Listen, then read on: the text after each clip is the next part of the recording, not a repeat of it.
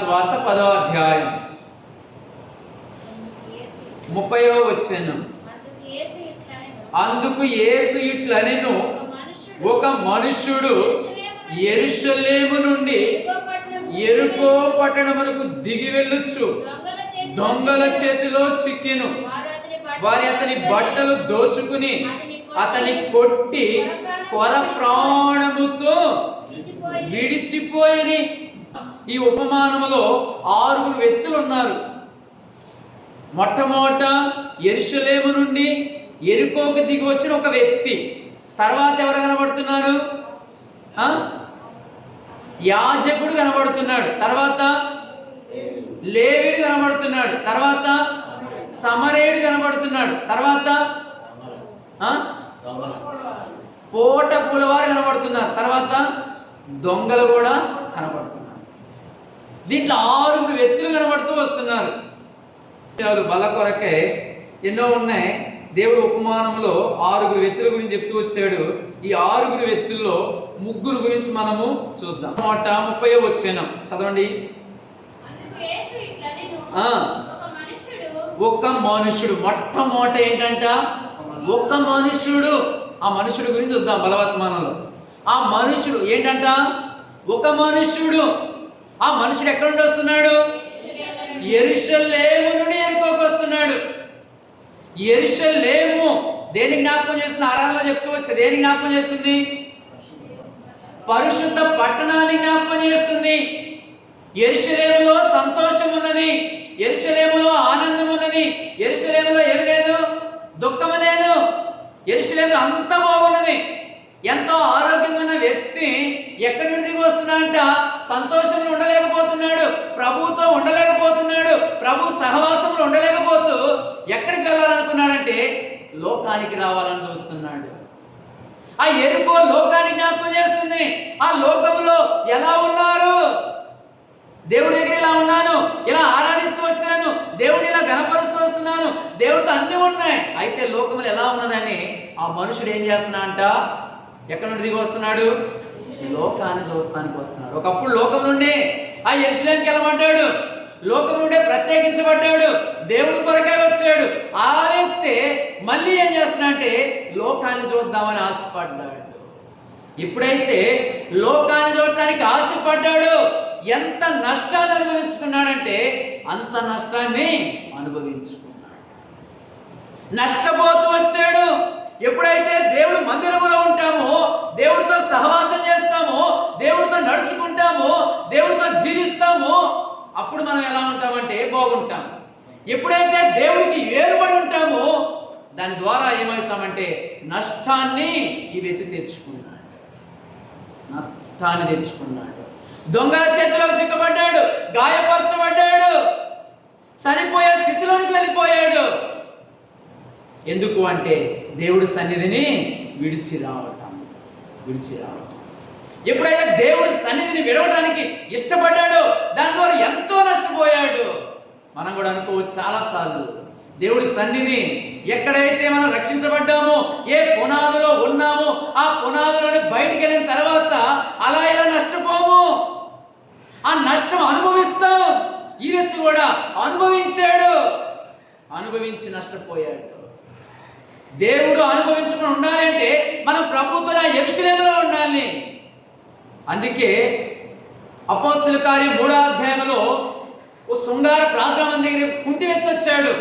ఆ కుంటి వ్యక్తి ఎప్పుడైతే దేవుడు మందిరంలోనికి వెళ్ళాడో ఆ వ్యక్తి దగ్గరికి, దేవుడు సేవకుల దగ్గరికి ఆ మందిరంలోనికి వెళ్ళాడో అప్పుడు ఏమైంది? ఆ వ్యక్తికి ఏమొచ్చింది? స్వస్థత. 2 కాళ్ళు ఏమైనాయి? కాళ్ళు వచ్చి నడిచాడు. ఈ వ్యక్తి ఏమైందంటే 2 కాళ్ళు పోగొట్టుకున్నాడు. ఈ వ్యక్తి ఏమైనా 2 కాళ్ళు ఏమైపోయాయి? గాయపరచబడ్డాడు. ఈ వ్యక్తి ఏమయ్యాడంటే దేవుడి మందిరం దగ్గర ఉన్న వ్యక్తి 2 కాళ్ళు బాగుండి దేవుడి సన్నిధిలోనికి వెళ్ళాడు, ఆ యెరూషలేముకి వెళ్ళాడు, ఆ శృంగార ప్రార్థన మందిరంకి వెళ్ళాడు. ఎప్పుడైతే మందిరాన్ని విడుస్తామో అప్పుడు నష్టపోతాం. అంతేకాదు ఆదికాండములో నా సమయం లేదు కనుక రెఫరెన్స్ చెప్పట్లేదు. ఆదికాండం 13వ అధ్యాయంలో చూడండి, మాట రెఫరెన్స్ చూద్దాం. 13వ అధ్యాయం 12వ వచనం. 13, 12. అబ్రాము కనానులో నివసించెను. ఆ, లోతు ఆ మైదానమందున్న పట్టణముల ప్రదేశములలో కాపురం ఉండి, ఆ. సొదొమ దగ్గర తన గుడారము వేసి సొదొమ దగ్గర ఏం చేసుకున్నాడంట? తన గుడారం వేసుకున్నాను. ఎక్కడ వేసుకోవాలి గుడారం? అబ్రహాముతో ఉండే కానాన్లో ఎక్కడ ఉండాలి?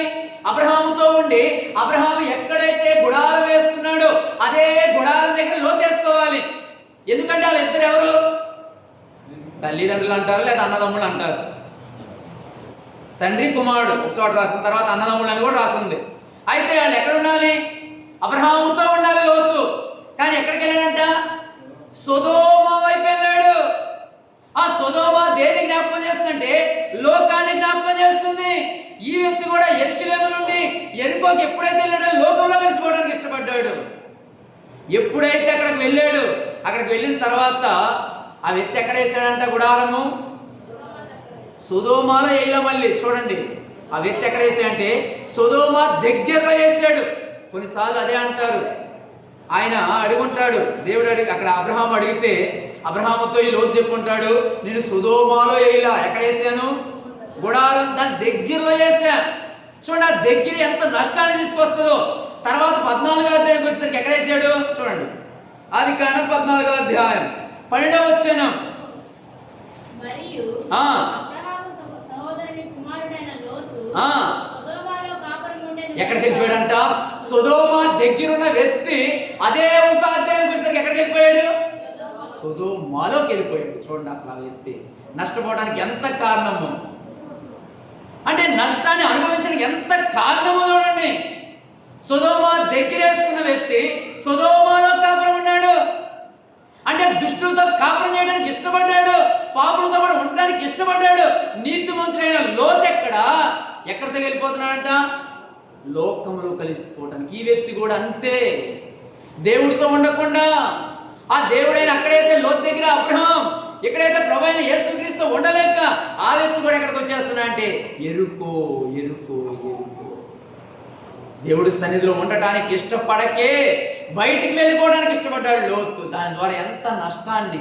తర్వాత అంతేకాదు 19వ అధ్యాయం 1వ వచనంలోకి వచ్చేసరికి ఏమైపోయాడంట చూడండి. 19 మొదటి వచనం. ఆ సాయంకాలమందు ఆ ఇద్దరు దేవదూతలు సొదొమ చేరినప్పటికీ లోతు సొదొమ గవిని యొద్ద కూర్చుండి ఎక్కడ కూర్చున్నా అంట? సొదొమ గవిని దగ్గర కూర్చున్నాడు. ఆ దూతలు చెప్తున్నారు రమ్మని చెప్తున్నప్పటికీ అతను ఏం చేస్తున్నాడంట? తడువు చేస్తున్నాడు. చూడండి ఎంత ఆశని తీసుకొచ్చిందో లోతును చూడండి. మొట్టమొదట ఆ దగ్గరలో వేసాడు, అదే దాని లోనికి వెళ్ళిపోయాడు. ఆ లోనికి వెళ్ళిపోవటమే కాదు, తర్వాత ఆ ప్రజలతో పాటు నివాసించి అక్కడ నుండి ప్రభు ఏం చేస్తున్నాడు? దేవదూతలు పంపించాడు. ఎందుకు? లోతును సరి చేయటానికి. ఎంతగా అబ్రహాం బేరం అడిగి ఎంత దాకా బేరం అడిగాడు లోతుని రక్షించటానికి. అలాంటి లోతు దేవదూతలు పంపిస్తే ఏం చేస్తున్నాడంట? సొదొమలో ఉండు తడువు చేస్తున్నాడు గవిలో ఉండి. మనం కూడా అనేక సార్లు ఏం చేస్తామంటే తడువు చేస్తాం. రక్షణ అంటే తడువు చేస్తాం, దేవుడి మందిరానికి తడువు చేస్తూ ఉంటాం, అనేక సార్లు విడిచి వెళ్ళిపోవడానికి ఇష్టపడుతూ ఉంటాం. ఆ లోతు కూడా అంతే కారణం నష్టపోవడానికి ఏంటంటే తడువు చేయటం. కానీ దేవుడు క్షమాపణ కలిగిన గుణం కలిగిన వాడు కనుకే లోతుని ఏం చేశాడు? బయటికి తీసుకొస్తానికి ఇష్టపడ్డాడు. ఏదైతే చెప్తూ వచ్చాడో లోతు భార్య ఏమైంది? ఇప్పటికీ అలాగే ఉన్నది. ఉప్పు స్తంభం, ఉప్పు కాదు ఉప్పు స్తంభం అయింది. ఎందుకంటే ఆ ఉప్పు అయితే ఏమైంది? నెలలో వర్షం వచ్చిందని కరిగిపోయేది. అది ఇంకా కరిగేది లేదు, కరగకుండా అట్లాగే ఉంది ఇప్పుడు కూడా. చూడండి, ఎందుకు అంటే తన జీవితం నష్టపోవడం, అబ్రహాముతో ఉండలేక నష్టపోవడానికి ఎంతగా నష్టపోతూ వచ్చింది. ఇక్కడ ఆ వ్యక్తి కూడా ఎంతగా నష్టపోయాడు. ఎందుకు అంటే నష్టాన్ని పాపము చిక్కులు పెడుతూ ఉంటుంది, సులువుగా చిక్కులు పెడుతూ ఉంటుంది. అబ్రహాం విషయంలో అయితే ఆస్తిని చూపించి ఎంతగా చిక్కులు పెడుతూ వచ్చిందో అంతగా చిక్కులు పెట్టింది. ఆ వ్యక్తి కూడా పాపమే చిక్కులు పెట్టింది. దేవుడితో పాటు ఉండలేక ఆ సంతోషాన్ని అనుభవించలేక లోకములో అందరూ పాపంలో కలిసిపోయారుగా, నేను కూడా ఒకసారి చూద్దాం అనుకున్నాడు. అందుకే దేనా కూడా వెళ్ళింది, ఏమైంది? పాపాన్ని తెచ్చుకుంది. ఎల్లగూడన ప్రజల దగ్గరికి వెళ్ళింది, ఎంతగా నష్టాన్ని తెచ్చుకున్నదో. ఎప్పుడైతే మనము కూడా దేవుడి మందిరంలో నుండి బయటికి ఎప్పుడైతే వెళ్తామో దాని ద్వారా ఏమైపోతామంటే నష్టపోతాం. ఈ నష్టం ఇప్పుడు కనబడదు, రానున్న దినాల్లో మనకు కనబడుతూ ఉంటుంది. ఎంతగా నష్టపోతూ ఉంటామో, ఎంతగా అనుభవిస్తామో అది లోతు దగ్గరికి వెళ్తే తెలిసిద్ది. అది ఎవరి దగ్గరికి వెళ్తా అంటే ఈ వ్యక్తి దగ్గరికి వెళ్తే తెలిసిద్ది. అందుకే ఎబ్రీ పత్రిక 12వ అధ్యాయం 1వ వచనం 2వ వచనంలో సాతాను ఏం చేస్తూ వచ్చిందంట? చులువుగా చిక్కులు పెట్టి. సాతాను ఎంతగా చులువుగా చిక్కులు పెడుతూ ఉంటుందో ఆ వ్యక్తిని ఏం చేస్తూ వచ్చిందంటే సాతాను సులువుగా చిక్కులు పెడుతుంది. పాపం ఎంతగా ఆ పాపంలోనే తీసుకువెళ్ళడానికి, ఆ యెరూషలేములో ఉండడానికి ఇష్టపడకుండా ఆ పాపంలో కలిసి వేయడానికి ఎంతగా చిక్కులు పెట్టిందో చూడండి. అందుకే అక్కడ అన్నాడు కదా, సులువుగా చిక్కులు పెట్టు, పాపమును విడిచిపెట్టి విశ్వాసమునకు కర్తయగు. ఎవరంట? దాన్ని కొనసాగించేది ఎవరు? యేసు. యేసు క్రీస్తే కొనసాగించేవాడు. ఆయన వైపు చూడాలి. ఆ వ్యక్తి ఆయన వైపు చూడలేకపోతూ వచ్చాడు. ఎవరి వైపు చూస్తూ చూడాలి? యేసు వైపు చూడాలి. ఆ వ్యక్తి ఎవరి వైపు చూశాడు? మనుషుల వైపు. ఎరుకో మనుషులు చూశాడు. ఎంతగా నష్టపోయాడు. దేవుడు చెప్తున్నాడు మనతో, మనము ఆ ఎరుకు లోకాన్ని చూడకూడదు. రక్షించబడిన తర్వాత నీకు ఎన్నడూ లోకముతో వేరుగా ఉండాలి. లోకం మనకు వేరుగా ఉండాలి. లోకాశలు మనకు వేరుగా ఉండాలి. లోకపు మాటలు వేరుగా ఉండాలి. లోకపు తలంపులు వేరుగా ఉండాలి. ఆచారాలన్నీ వేరుగా ఉండాలి. దేవుడు వచ్చిన తర్వాత అన్నిటిని పక్కన పెట్టేయాలి. ఎప్పుడైతే ఈ వ్యక్తి మళ్ళీ లోకాన్ని చూశాడు, ఆ ఎరుకోను చూశాడు, ఎంతగా నష్టపోయాడు. మనం కూడా అనేక సార్లు నష్టపోవడానికి కారణం అదే. అందుకే యెషయా గ్రంథం 53:6వ వచనములో దేవుడు ఏం చేస్తూ వచ్చాడు? ఏం చేశాడు? నష్టపోయిన మానవుడిని, పాపాన్ని బట్టి నష్టపోయాడు మానవుడు, ఆ యెరూషలేము నుండి విడిచాడు. యెషయా గ్రంథం 53:6లో చెప్తూ చదవండి ఆ మాట. మన అందరము ఏమయ్యామంట? గొర్రెల మలే త్రోవ తప్పిపోతుంది. ఆ వ్యక్తి ఏమైపోయాడంటే త్రోవ. మనం కూడా బల దగ్గరికి వచ్చేటప్పుడు ఎన్నిసార్లు త్రోవ తప్పిపోయాము. ఆ యెరూషలేములో ఉండకుండా ఆ వ్యక్తి పడిపోయి వెళ్ళిపోయినట్లుగా నేను కూడా దేవుడు మందిరాన్ని విడిచి ఎన్నిసార్లు నష్టపోయాము. అదంతటిని మనం ఏం చేయాలంటే సమయం లేదు కనుక పరీక్షించుకున్నాం, చక్కదిద్దుకున్నాం. ప్రభా, నేను కూడా ఆ వ్యక్తి వలె నష్టపోయాను ప్రభా. ఇప్పుడు వరకు ఎన్నోసార్లు నీకు దుఃఖాన్ని కలిగించానయ్యా. ఇక నుండి అలా ఉండను, నేను నష్టపోను. నీ మందిరాన్ని, నీ యెరూషలేముని నేను ఇడిచి ఎక్కడికి వెళ్ళను. అది మొట్టమొదటి. రెండోది చూడండి, ఎక్కడ పడ్డాడంట ఆ వ్యక్తి?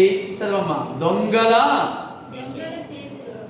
దొంగల చేతుల్లో. చాలు, ఆ వ్యక్తి మొట్టమొదట వ్యక్తి నష్టాన్ని అనుభవించాడు. తర్వాత ఎక్కడ పడ్డాడంట? దొంగల చేతులు. ఎవరైనా దొంగల చేతులు పడి దొంగలు ఊరుకుంటారా? దొంగలు ఏమన్నా, ఇప్పుడు దొంగడు వచ్చాడు అనుకో మన ఇంట్లోకి, దొంగడు వచ్చిన తర్వాత ఏదో పప్పు ఎత్తుకెళ్తాడక్క, కందిపప్పు, బియ్యము అవి తీసుకెళ్తాడా? ఏది విలువైనదో అది దోసుకుంటానికి ఇష్టపడతాడు. ఏది విలువైందో అది దోచుకున్నాడు. తన వస్త్రాన్ని దోచుకున్నాడు. దేవుడిచ్చిన వస్త్రం, యెరూషలేములో వస్త్రాన్ని, ఆ వస్త్రాన్ని దోచుకున్నాడు. దోచుకోవడమే కాదు, అతని దగ్గర ఉన్న అన్ని తీసివేసుకుని నష్టాన్ని కలిగించాడు. చావు బతుకుల్లో ఉన్నాడు. చావు బతుకుల్లో ఉన్న వ్యక్తి ఆ వ్యక్తి. అందుకే అంటాడు కదా యోహాను సువార్త 10:10 ఏమంటాడు? దొంగ చదవన్నా. హత్యను నాశనమును. దేనికి వస్తాడు? దొంగతనమును హత్యను ఏం చేస్తాడు? నాశనం. 3 చేస్తాడు దొంగ. ఏం చేస్తాడు? మొట్టమొదట దొంగతనం చేస్తాడు. రెండోది ఆ వ్యక్తిని ఏం చేస్తాడంటే హత్య చేయడానికి ఇష్టపడతాడు. దొంగ కొన్నిసార్లు మనం ఏదన్నా ఇంట్లోకి వచ్చాడనుకో, అన్నాం అనుకో, మనల్ని ఏం చేస్తాడు? చంపడానికి కూడా ఇష్టపడతా. ఆ వ్యక్తిని కూడా అలాగే చేశాడు. మూడోది నాశనం చేశాడు, మొత్తం తీసేసుకున్నాడు. మొత్తం అతని దగ్గర ఏవైతే విలువైన ఉన్నాయో అంత నష్టాన్ని అనుభవించడానికి ఎప్పుడైతే ఆ యెరూషలేము నుండి వచ్చాడు, దొంగల చేతిలో పడ్డాడు. దొంగ దోచుకున్నాడు. ఆదికాండం 3వ అధ్యాయంలో ఆదాము కూడా ఏదైతే దేవుడు చెప్పాడో చేయకుండా ఉన్నాడో ఆ దొంగనే సాతాను ఏం చేస్తూ వచ్చింది? మహిమ అనే వస్త్రాన్ని దోచుకుంది. అక్కడ సాతాను వచ్చాడు దొంగ. ఎక్కడైతే ఆ వ్యక్తి దగ్గర దొంగలు వచ్చారు, అక్కడ ఆదాం దగ్గరికి ఎవరు వచ్చారు దొంగగా? సాతాను వచ్చాడు. సాతానే దొంగగా వచ్చాడు. ఆ ఏదైనా తోటలో నుండి నెట్టివేయబడుతూ వచ్చాడు. ఎంతగా చూడండి, ఏదైనా తోటలో ఎంతగా ఆనందంగా ఉన్నాడు ఆదాం, ఎంతగా నవ్వుకున్నాడు. దేవుడితో సహవాసం కలిగి ఉన్నాడా? దేవుడితో నడిచాడా? దేవుడితో మాట్లాడుకున్నాడా? దేవుడితో ఇష్టపడ్డాడా? చల్లపోటుని ఎంతగా మాట్లాడుకుంటున్నాడా? అవన్నీ ఏం చేశాడు? దొంగ వచ్చి ఏం చేశాడు? లేకుండా చేశాడు. ఏదైనా తోటలో నుండి నెట్టి వేయటానికి ఇష్టపడ్డాడు. ఏం చేశాడు? చొక్కాయి పట్టుకుని ఇస్త్రేసాడు. చూడండి ఆ దొంగ ఎలాంటిదంటే అంత నష్టాన్ని అనుభవించేది, నష్టపరిచే దొంగ. ఆ సాతాను దొంగ రెండు ఒకటే. ఎంత నష్టాన్ని, వస్త్రాన్ని ఆదాము కోల్పోతూ వచ్చాడు. అంతేకాదు లోకాసు వార్త 15వ అధ్యాయం 14వ వచనములో ఆ చిన్న కుమారుడు దగ్గరికి కూడా ఆస్తి అనే దొంగ వచ్చాడు. ఎప్పుడైతే తండ్రి దగ్గర ఆస్తిని తీసుకున్నాడు, పంచుకున్నాడు, దుర్వ్యాపారం చేస్తానికి వెళ్ళాడు. వేసనే దొంగలు వచ్చారు. పాపానికి వెళ్ళిపోయి తన ఇష్టానుసారంగా ఏమయ్యాడు? మొత్తాన్ని నష్టపరుచుకున్నాడు. అది కూడా ఒక దొంగే. వ్యభిచారంలోకి వెళ్ళిపోయాడు, పాపానికి వెళ్ళిపోయాడు. తినటానికి కూడా, పొట్టు తినడానికి కూడా ఇష్టపడ్డాడు. చూడండి ఎంత నష్టాన్ని తీసుకొచ్చిందో దొంగ. చూడండి దొంగ అలాంటి వాడు. ఆ చిన్న కుమారుడు తెలుసుకున్నాడు. తర్వాత దేవుడు మనం కూడా తెలుసుకోవాలని. రెండోది ఎవరంటే దొంగ నష్టాన్ని తీసుకొస్తాడు. దొంగ నష్టాన్ని మనకి అనుభవించేవాడిగా తీసుకొస్తాడు. అందుకే ఎఫెసీ రాసిన పత్రికలో ఒక మాట ఉంటుంది, 5:18 అంటాడు కదా. ఏమంటాడు? 5:18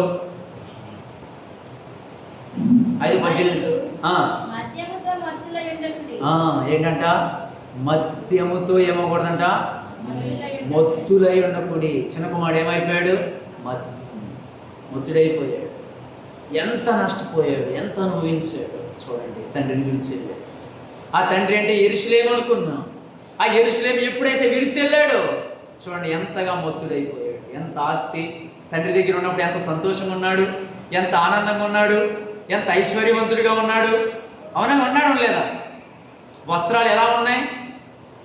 రాజవస్త్రాలు ధరించుకున్నాడు, ఉంగరాలు పెట్టుకున్నాడు. 5 ఏళ్ళకి 5 ఉంగరాలు పెట్టుకున్నాడు. వచ్చాము అటు 5 ఏళ్ళు, ఇటు 5 ఏళ్ళు, 10 ఏళ్ళు 10 ఉంగరాలు పెట్టుకున్నాడు. బ్యాస్లైట్ పెట్టుకున్నాడు, వాచ్ పెట్టుకున్నాడు, అన్ని పెట్టుకున్నాడు. సమస్తం అనుభవించాడు. అలాంటి వ్యక్తి ఏమైపోయాడు? మొత్తం కోల్పోయాడు. చూడండి ఎప్పుడైతే ఆ యెరూషలేము నుండి ఎప్పుడైతే మనం వెళతామో, లోకం వైపు చూడటానికి ఇష్టపడతామో, ఆ దొంగ మన దగ్గర ఉన్నవన్నీ దోచేసుకుంటాడు. వస్త్రాలు దోచేసుకుంటాడు, సమస్త విలువైన అన్నీ దోచుకునేవాడిగా ఉంటాడు. అది రెండోది. ఇంకా సమయం లేదు కానీ అందుకే మూడోది కూడా చూద్దాం. చూడండి మూడోది కూడా 10, 15, 35 లోకాసు. మరునాడు అతడు 2 దేనాలను తీసి ఆ పూట కూలి మనకిచ్చి, ఇతని పరామర్శించు, నీవింకా ఖర్చు చేసిన ఎడల నేను మరలా వచ్చినప్పుడు నీకు తీర్చేది అతనితో చెప్పుకోయి, కాగా దొంగ చేతిలో చిక్కిన వాడికి ఈ ముగ్గురిలో ఎవడు వాడని, ఎవడు వాడిని దోచుకున్నాడని యేసు అడగగా అతడు వాడి మీద జారి పడిన వాడే. మూడోది దేవుడు ఏం చేస్తూ వచ్చాడని కోట కోలవాణ్ణి తీసుకొచ్చాడు. ఆ తీసుకురావటానికి దేవుడు మూడోది ఏం చేశాడంట? జాలిపడి. మన దేవుడు దయ కలిగిన వాడు, జాలి కలిగిన వాడు. ఎన్నిసార్లు తప్పు చేసినా ఆయన జాలి పడటానికి ఇష్టపడతాడు. ఇష్టపడిన తర్వాత ఆ జాలితో పూటకొలవాడి ఇంటికి తీసుకొచ్చాడు. ఇంటికి తీసుకొచ్చి ఎక్కడైతే గాయపడ్డాడు అన్నిటిని కట్టాడు, అన్నిటిని చేశాడు. అన్ని చేసిన తర్వాత నువ్వు ఎలా ఉండాలి? ఇక్కడ ఆరోగ్యంగా ఉండాలి. ఎలా ఉండాలి? అప్పుడు వరకు ఆ వ్యక్తికి ఏం లేదు, ఆరోగ్యం లేదు, ఆరోగ్యం కోల్పోయాడు.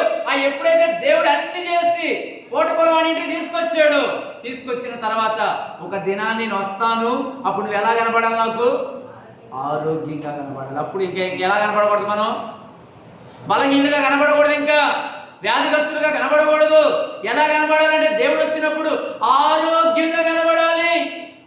మూడోది, దేవుడు మనలో నుండి చూసేది ఏంటంటే ఆరోగ్యం. ఆరోగ్యం. పూటకొలవారి ఇల్లు మనకేమిస్తుందంటే ఆరోగ్యాన్ని కలుగు చేస్తుంది. దేవుడు మందిరమే ఆరోగ్యం. దేవుడే ఆరోగ్యాన్ని కలుగు చేస్తాడు. ఆ వ్యక్తి ఎప్పుడైతే ఆరోగ్యాన్ని కోల్పోయాడో, స్వస్థతను కోల్పోయాడో, అస్వస్థుడుగా మిగిలిపోయాడు, ఆ వ్యక్తిని దేవుడు జాలిపడి కనికరము చూపించి ఆ వ్యక్తి పైన ఏముంచాడంటే జాలి చూపించి, ఆ జాలిలో ఏముందంటే ఆరోగ్యం.